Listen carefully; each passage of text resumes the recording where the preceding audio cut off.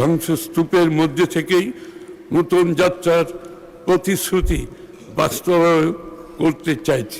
Speaker, দীর্ঘ দেড় শতকের ফ্যাসিবাদ বিরোধী লড়াইয়ের ধারাবাহিকতায় 2024 এই ছাত্র জনতার রক্তক্ষয়ী গণ অভ্যুত্থানের মধ্য দিয়ে বাংলাদেশ আবার নতুন করে গণতন্ত্রের পথে যাত্রা শুরু করেছে।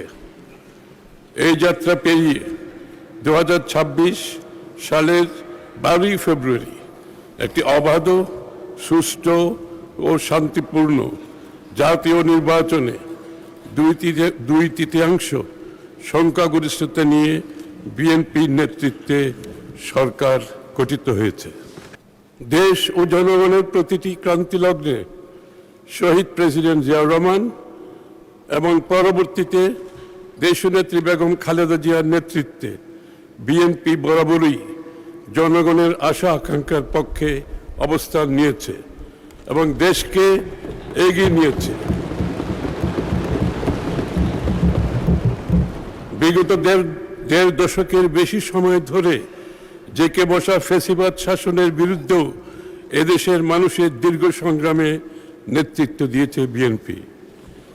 2016 সালের ভিশন 2030, 2022 সালের রাষ্ট্র মেরামতের 27 দফা এবং 2023 সালের যুগপৎ আন্দোলনের 31 দফার ভিত্তিতে বিএনপির নেতৃত্বে যে আন্দোলন গড়ে উঠেছে সেটি ফ্যাসিবাদ বিরোধী গণ অভ্যুত্থানের জমিন তৈরি করেছে।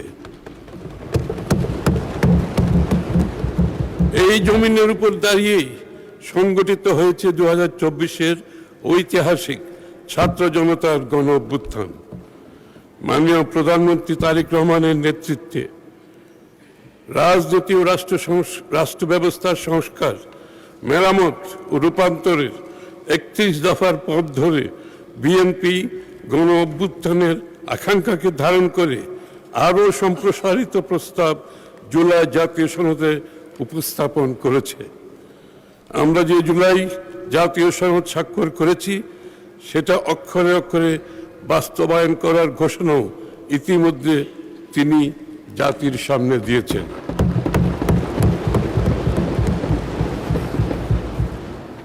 কিন্তু এটাও একের সাথে মনে রাখা দরকার, অর্থনীতির গণতন্ত্রায়ন, ইকোনমিক ডেমোক্রেটাইজেশন, অর্থাৎ সব মানুষের জন্য অন্তর্ভুক্তিমূলক ও জবাবদিহিপূর্ণ অর্থনৈতিক ব্যবস্থা ও মানবিক বিবেচনা সম্পন্ন সামাজিক সাংস্কৃতিক সম্পর্ক গড়ে ওঠা ছাড়া এই রাজনৈতিক সংস্কার টেকসই হবে না।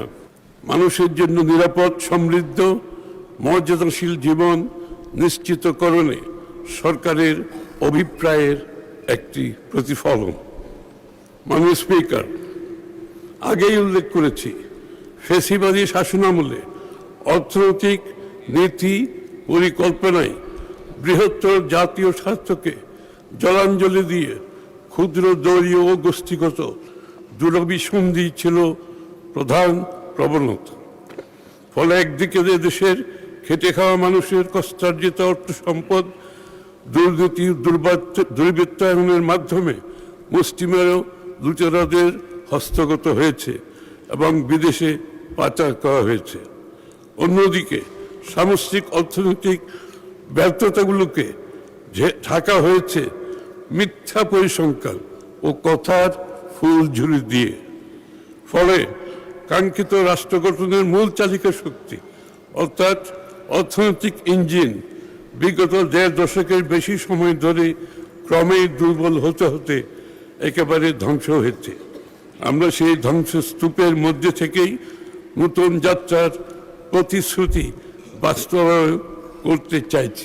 স্পিকার, নির্বাচনী ইশতেহারে আমরা গণতন্ত্র, জবাবদিহিতা, সুশাসন, ন্যায়ভিত্তিক উন্নয়ন এবং অর্থনৈতিক সুযোগের বিস্তারের উপর জোর দিয়ে একটি মানবিক, গণতান্ত্রিক, কল্যাণমুখী বাংলাদেশ গড়ে তোলার রূপরেখা উপস্থাপন করেছিলাম।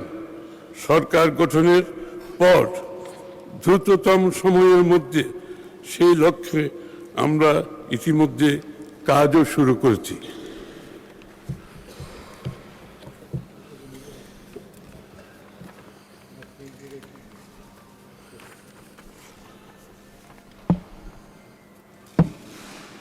মাননীয় স্পিকার, জনগণের গৌরবময় গণ অভ্যুত্থানের ফলশ্রুতিতে তৈরি হওয়া নতুন গণতান্ত্রিক আকাঙ্ক্ষা বাস্তবায়নে আমাদের এই অনন্য অভিযাত্রার শুরুতেই ভূ রাজনৈতিক অস্থিরতার জেরে আমরা নতুন ও তীব্রতর চ্যালেঞ্জের মুখোমুখি হয়েছি। মধ্যপ্রাচ্যে যুদ্ধ পরিস্থিতির পাশাপাশি গোটা বিশ্বে যে নতুন রাজনৈতিক অর্থনৈতিক মেরুকরণের বাস্তবতা তৈরি হয়েছে তা গোটা বিশ্বকে, বিশেষ করে আমাদেরকে বড়